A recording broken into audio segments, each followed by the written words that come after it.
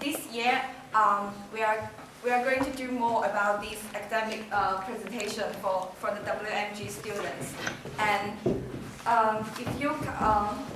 and we are consider about establishing a society for anybody who are interested in risk management. And if you are interested in the topic of risk management, we are going to I couldn't. Yes. Okay, guys, I will take over that.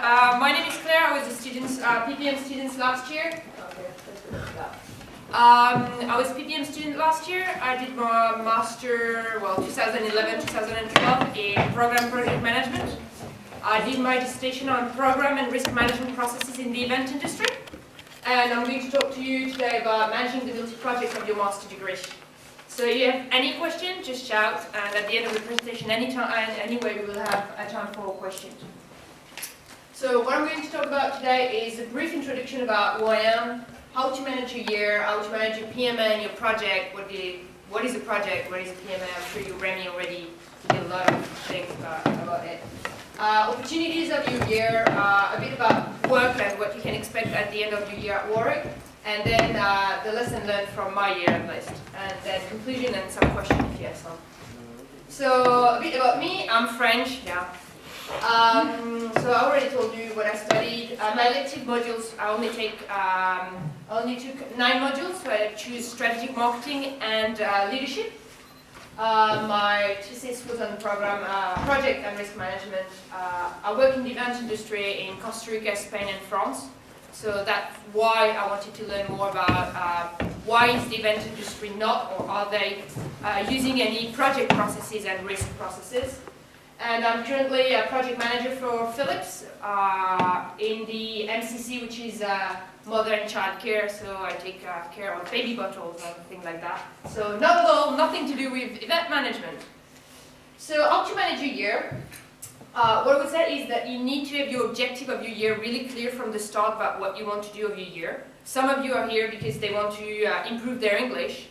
Others are here because they want to have lots of friends from different nationality. Some of you are coming here in order to get a distinction, either on your PMA or in your project. So be clear about at the start of the year about what you want to achieve, and be also clear about be reasonable and balance what you want versus what you can get. For example, you can be a party boy and go to a party every night until 3 a.m. But I doubt, feel free to prove me wrong, I doubt you will be able to get distinction everywhere. You just need to balance. You can go party, socializing is very important. You have a stressful year yet ahead of you, so you need to take times off, you need to balance everything, but you need to know what you want to achieve at the end of your year.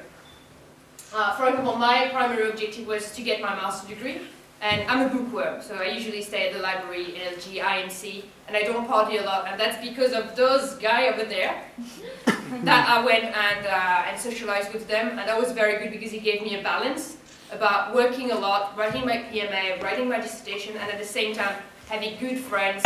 We literally were spending our time in IMC 24/7 with 2 of my friends from my year writing our dissertation from June to end of August, and that was amazing. So you have a lot to do, but try to balance what you want. And nothing gets done alone. Don't expect to get distinction by writing your PMA on a Sunday morning, starting your PMA on Sunday morning to give it on Monday morning. You need to do a lot of work, especially if you're aiming for distinction. A distinction is not something, you might get distinction in your country, you might not get as easily at Warwick because they are not easy to get, but you can do it, you just need to work for it. How to manage your PMS and your project? So you need to plan your year well ahead of you. How many of you are PPM students? Okay, so we have PPM, EBM or EMB students? EBM. Any other master here? Or non-master students? Supply chain. Okay. So mainly it's for everyone. Your year is a project in itself. It's more related to the PPM students because you're going to learn about what is a project, how you deal with a project. But your year ahead is a project in itself. You know when it starts, you know when it ends, You have your milestone during the year. You have 9 or 10 PMA to submit. You have a project to submit at the end of August, so you know exactly what you have to do during the year. Up to you to manage your year and know if you want to spend 1 week doing your PMA. If you want to do your PMA in 3 days, I have friends starting their PMA on Friday night, submitting on Monday morning for every PMA. He passed every PMA, but he was a bright and smart guy. You need to know. Don't expect to have a very good mark if you don't put the time and effort in it. The choice of the subject, both for PMA and your project, should be something you're interested in. Usually in your PMA you have the choice between 2 or 3 questions. Some PMA you won't. Some PMA are going to tell you answer question 1 and question 2 full stop. Usually you got one of the sections that you can choose from and try to let you decide a bit more about what aspect you want to choose.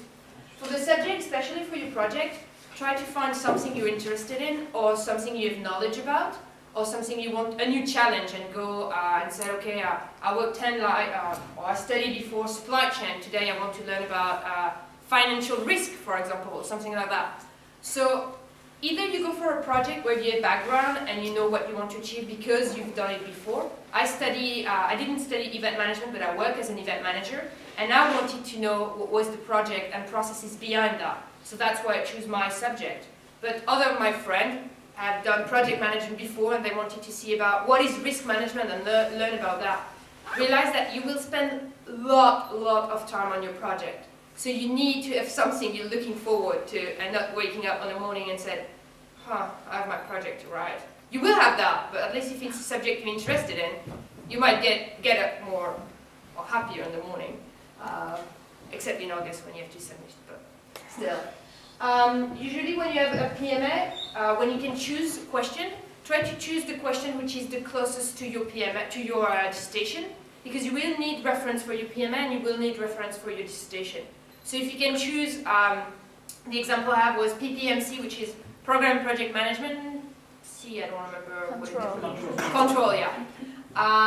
One of the questions was about risk management, and I did choose this question because this question allowed me to get some reference for my PMA, because I needed them, but it also allowed me to get rid of some of the books for my project, because my project was about risk management. So you can balance that and try to gain some time and save some time on your reading. For your supervisor, don't rush into making a decision. I'm not saying that you need to leave until August to find a supervisor, not at all, but try to find someone who has the knowledge on your subject. But no one will know exactly your subject, because the main point of doing a master degree is for you to be the master of your project. It's you to be the master of that knowledge. So your supervisor is here to give you guidance, to help you with how to write it, to give you some advice on how to put the different chapter in it, but he's not going to be the one giving you or doing your job at your instead of you. So you need a supervisor who can help you, and you're going to have a lot of exchange with your supervisor. So you need someone with who you get along well, or you work the same way, or for example, ideal is very structured. If you don't like structure, don't go with a supervisor who is going to ask you milestone and ask you every Friday you need to be there or you need to do that. You need to feel comfortable about your supervisor, and that's very, very important. Time management is the key of your year at Warwick. It's November, it's great, your Christmas coming ahead, and then you have New Year, and then come on, it's New Year, let's start the year with and go skiing or do something, and then it's March, you have all your PMA to do, and then holy, it's June and you haven't started the project yet. So time management time is flying by, and I've said it, and those guys, I did was the year before of me, and he told me the same, and I was like, he doesn't know, I can deal with it, and before I can realize that it was, I was already in March, and I was like, I'm in trouble. Yeah, so how long did it take you to write your PMA? I'm sure you have at least 1, 2, maybe 3 PMA already done. How long did you take to write your PMA? 2 weeks? 1 night. 1 night. Like you, Bilal. We have a new Bilal. 2 weeks. Anyone 3 weeks, 4 weeks? Don't be scared. I usually take 5 to 6 weeks to write my PMAs. I don't work 8 a.m., 8 p.m. On one PMA, but I took the time at least to write all my PMA, and I need not submit a PMA if I was not happy with my work. So you won't have time to write 5 PMA, 5 or 6 weeks per PMA if you sleep. I don't sleep. I sleep usually 2 hours a day. So I was able to take all that time because I know how I was working. You need to be clear about how you work. There is no point of view if you know you're working better at night. There is no point for you putting your alarm clock every morning at 5 a.m. to get up and go and work on your PMA. Because you need to know when is the best time for you to work. I usually start working at 6 p.m., 7 p.m., 5 p.m. in winter, because it's usually when it gets dark that I start kicking out, and work until 6 a.m. And then go to bed until lunchtime, and then afternoon was reading and doing some slight cooking, doing my free thing. You need free time every day. But I took a long time to write my PMA, just because I read a lot, and then I just write my PMA itself in 2 or 3 days. Yeah, go ahead. What do you mean you sleep 2 hours? That's the only question you have. I don't need to sleep, to be honest. I'm very you're lucky. kind of like different human being. Why do I get that every time? Yeah. I need 8 hours to sleep, and it's biological stuff. I cannot reduce it even to 6. So it means like maybe your theory is not really relates to me because. It's fine, and I know a lot of people, all my friends need 8 to 10 hours. I usually sleep, 2 hours. Well, like this week I went to bed at 4 a.m., 3 a.m., 4 a.m. Like it's the kind of human being you are? Like all in life? Sorry? What? Is it the kind of human being you are? You just need 2 hours sleep per... 2 to 4 hours is usually a good night. I worked this week from Monday. I was at work at 6 a.m. because I work in manufacturing plant. So even if I'm the project in project management, we have 3 shifts. So because I have a project which is very demanding right now because it's kicking off, I needed to be at 6 a.m. at my work because the shifts change at that time. So I want to know what happened during the night. So I usually go to bed around 3:30, get up at 5:30 to be at work at 6. And it has been for a week, and I don't think I'm sleeping right now talking to you.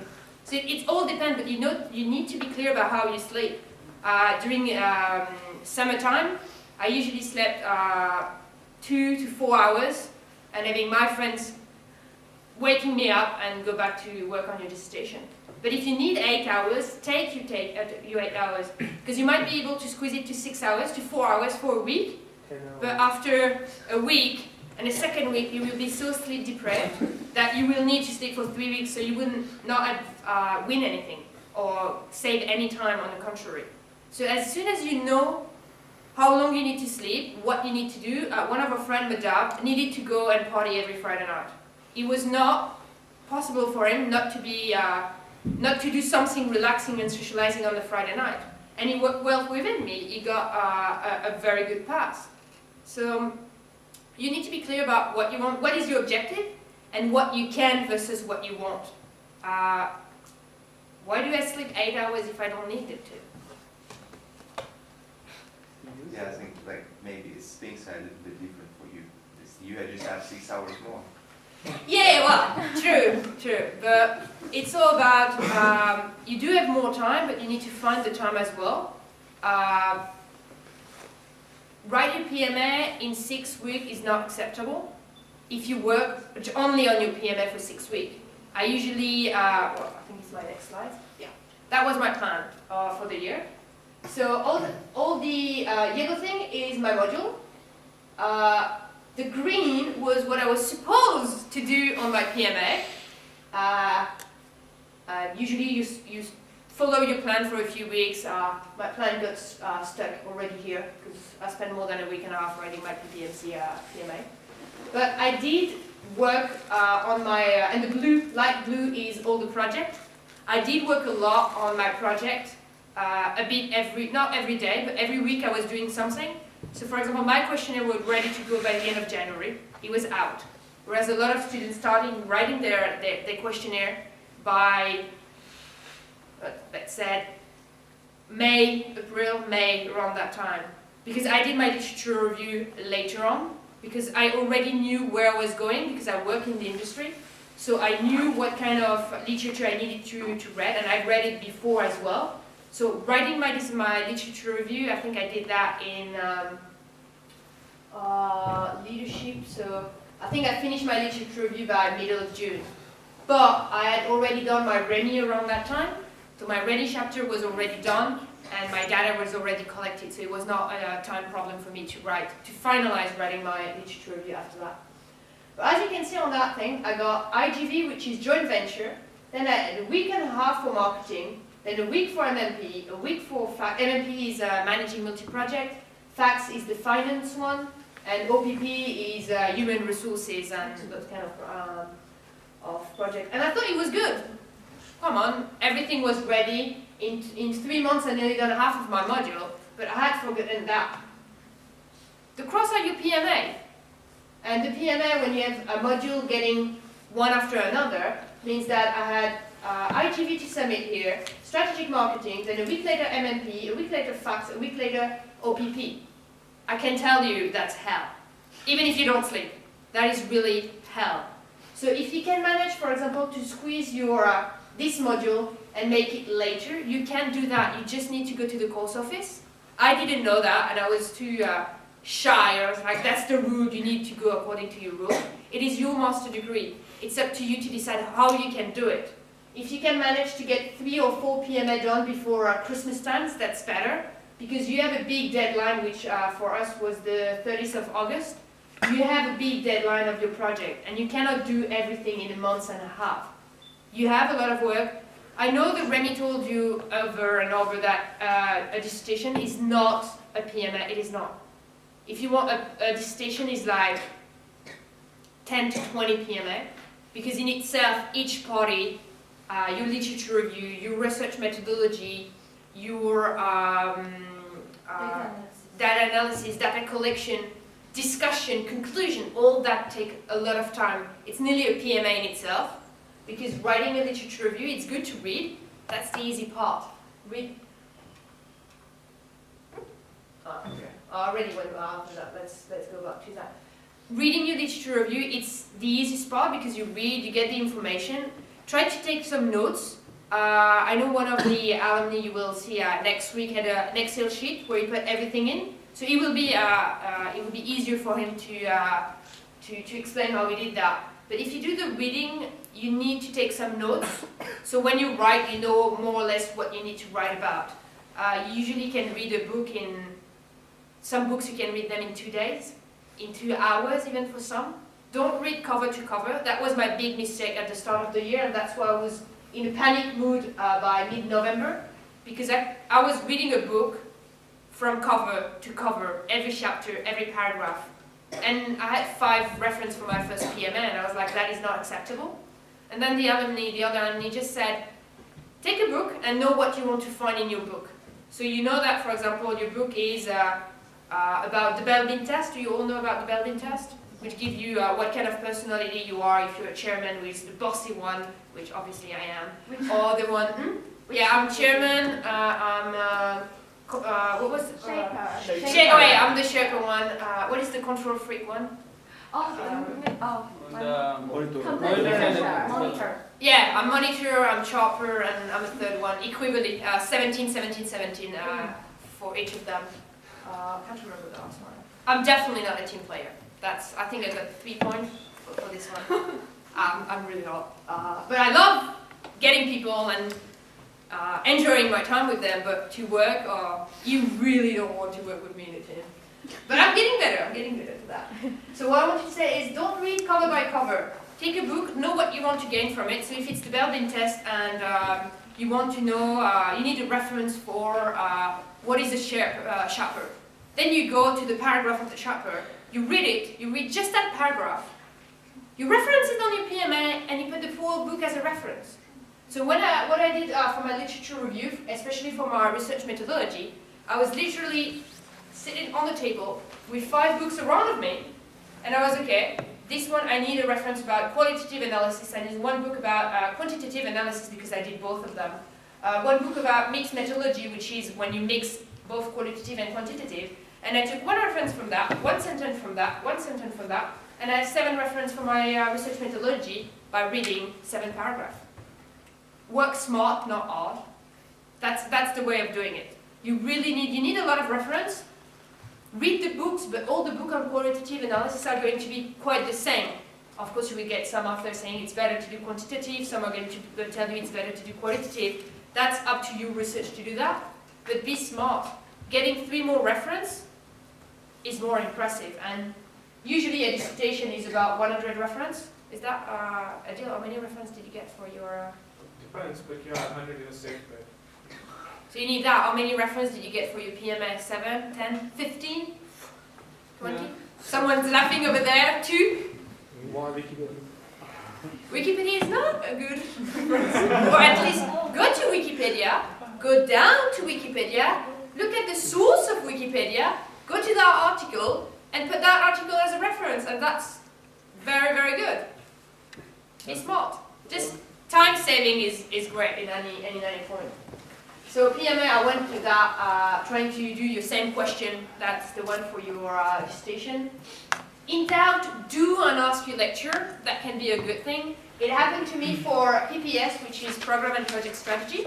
I wrote my PMA. It was my second PMA, so I was still not sure about what you need to do in a PMA, because my first one was PPMC, and it was more about the Bell-Beam test and how did I did in the simulation. So it was not that theoretical. But PPS was very theory. So I went to see my teacher and I asked her, it was Jane, and I asked her, is it what you were expecting? So she looked at my plan and everything, and she looked at me and said, how did you understand the question? I was like, oh,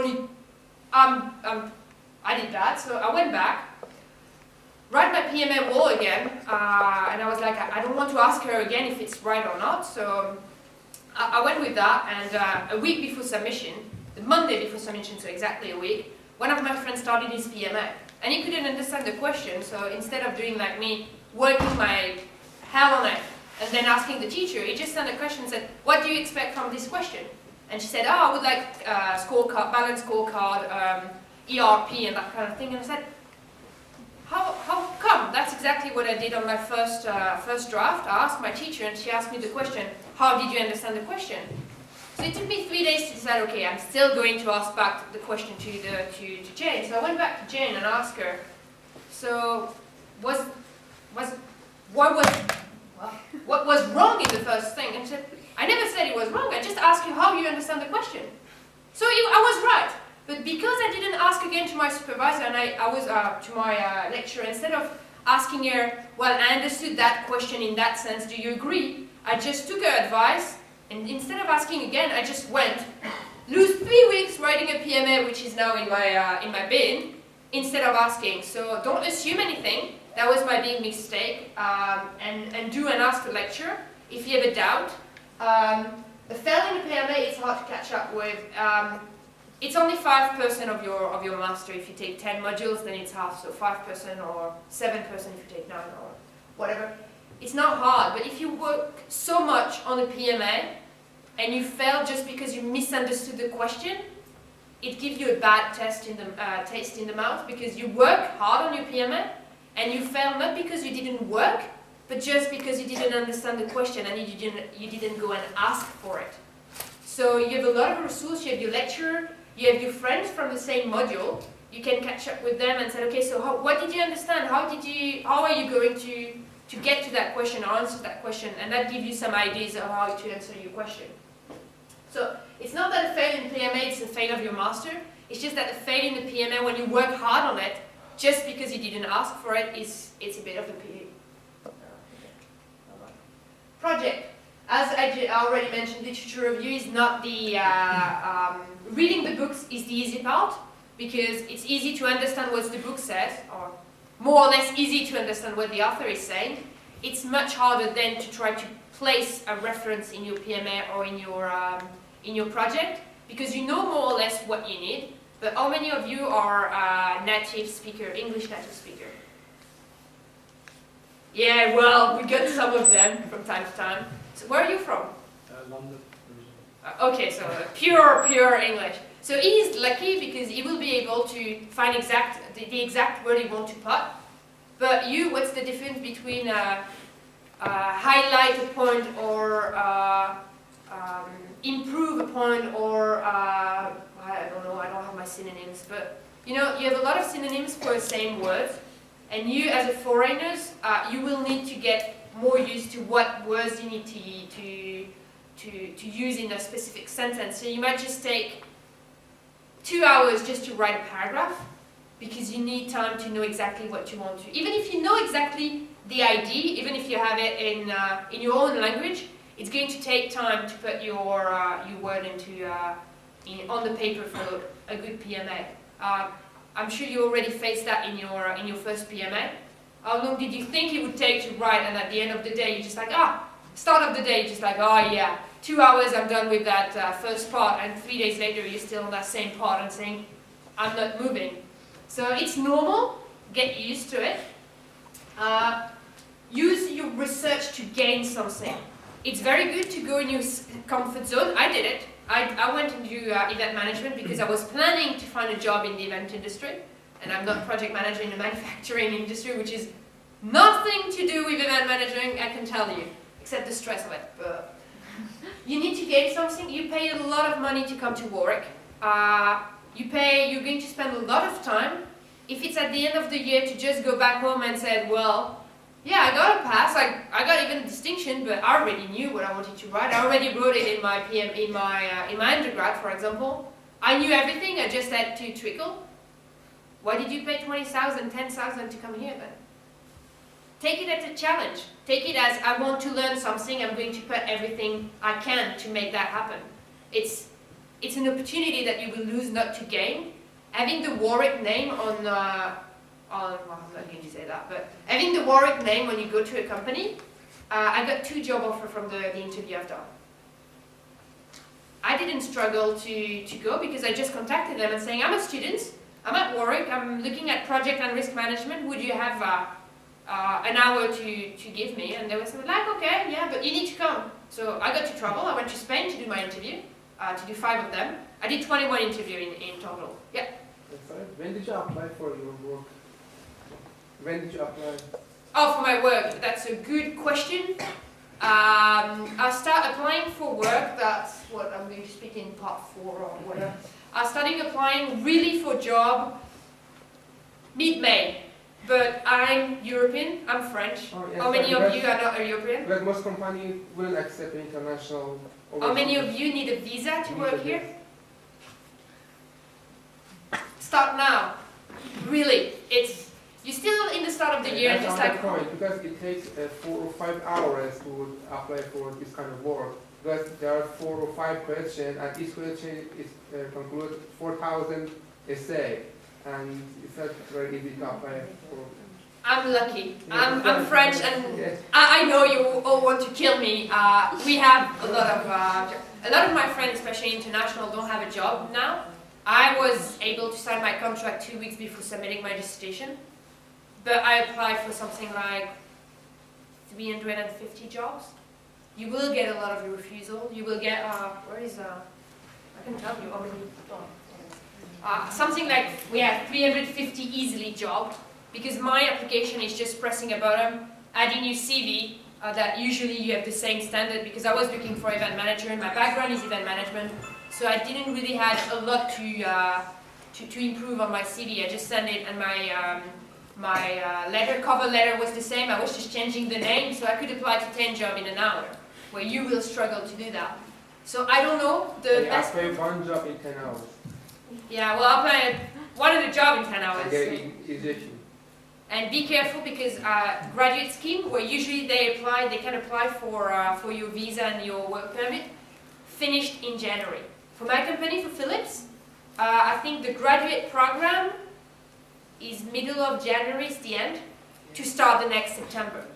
So be ready of that, have that deadline in your head, and saying that yes, you need to finish your master, yes, you need to concentrate on your PMA, yes, you have a dissertation to write, but try to manage multi-project, which is applying for job at the same time that PMA and at the same time that project, because you will not sign a contract the day you finish uni and say, hi Mr. Azam, can I get a job?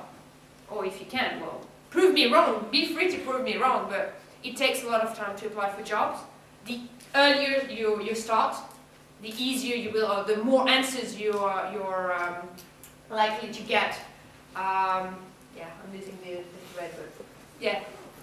To answer your question, it takes a lot of time, but you need to start early, especially if you're international students.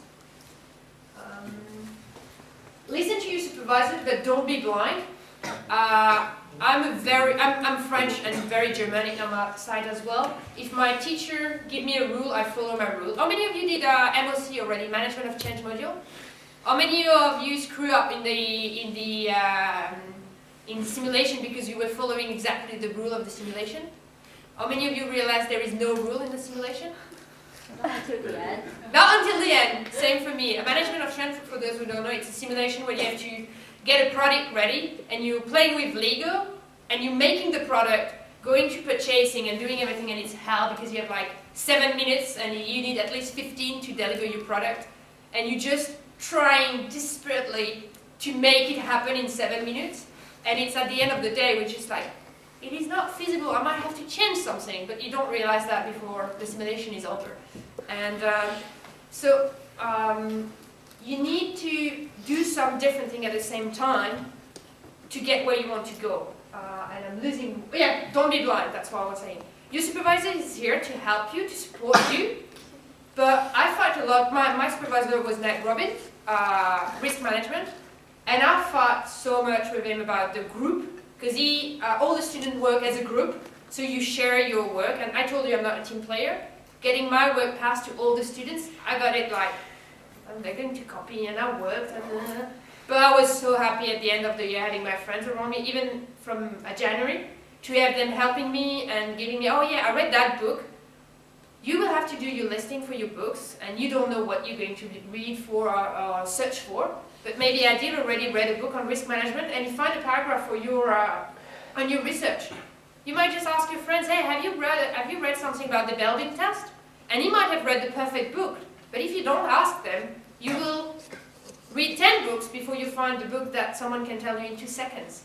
So I fight a lot against Ned, and I didn't agree with some of his part. I follow a lot of rules, but I was there as well to get my own year, and I told him I would not like him to share my work with the rest of the group. So we discussed, and at the end we kind of agree. I agree that it should be shared between the 6, it's a group of 6, and not the entire group. And you need to ask your supervisor, and you need to tell him. You need to follow him, but it is your master degree at the end of the year. It is your job.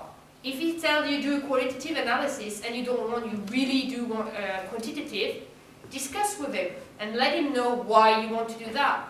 Don't be blind either and saying, I'm stubborn, I will go with that, because if you fail at the end of the year, it's your fault, not your supervisor's fault. You are the one who has to prove something at the end of the year. Your supervisor is here to give you guidance, is there to help you, but it is your master. You need to be there and fight for it. So listen to him, but if you really have a gut feeling that you need to do something else, the best example was 2 years ago, I think, or 3 years ago. Ned told the students that she couldn't do all that in a master because it was too much, it was nearly a PhD. And she fought back and she got a distinction. But she worked really, really hard. It is up to you to decide what you want to do of your year. Listen to him, take his advice, but fight for what you want to as well. Opportunity. There is a lot of different nationalities here. I stayed mainly with Pakistanis, Indian, Syrian. I got one Nigerian though. All those Asian, because it was completely new to me. And I'm very thankful to them because I improved my English a lot. Because if you stay with your Chinese friend, Taiwanese friend, German friend, French friends, you will speak French with them. And when you go home and need to write your dissertation, you need more time to realize what is the English word for that. Whereas if you speak all day long in English, yes, it's tiring, and I totally understand that at the end of the year, at the end of the day, you just want to go home, have a good homemade dish, and speak your language with your friends. But the sooner you can start that process of speaking English all the time, the easier it's going to become by the time passing by. And you have a lot to learn with nationality. For example, when I first joined my company, I was working on a project where they had to refer to me now, whereas before they were referring to my boss. So for them, it was not that good, you know, to have the young graduate just from university and you need to report to her instead of the boss. So I struggled quite a bit to get them giving me the information to make a project plan. And you know how I got around that? One of them was Pakistani. And I started asking, oh, so where are you from? Which city? Are you from Islamabad now? And he was like, hey, how do you know that? And I said, oh yeah, so yeah, you can eat those because they're halal. And I knew a lot about his culture, not everything, obviously, but that made him realize that we break the glass, if you want, between two. And that knowledge I only gained thanks to them, thanks to spending so much time with them. If I had stuck with my French friend, I would have known what was Arab, halal, what was Muslim, what was Islam, what was the different cities in Pakistan. So you have a lot to learn from other nationalities, and you will gain a lot, not only in your culture, in your knowledge, but also improving your English much more. And they will be here to help you and explain maybe something that you cannot understand because you never lived that way, but they might be able to explain it to you. So it's really, really an opportunity that you can gain here at Warwick because there are so many nationalities. So go for it. LinkedIn, how many of you have a LinkedIn account? Oh, that's good. Half, well, 1/3 to that's very good. You will see a lot of professionals on LinkedIn.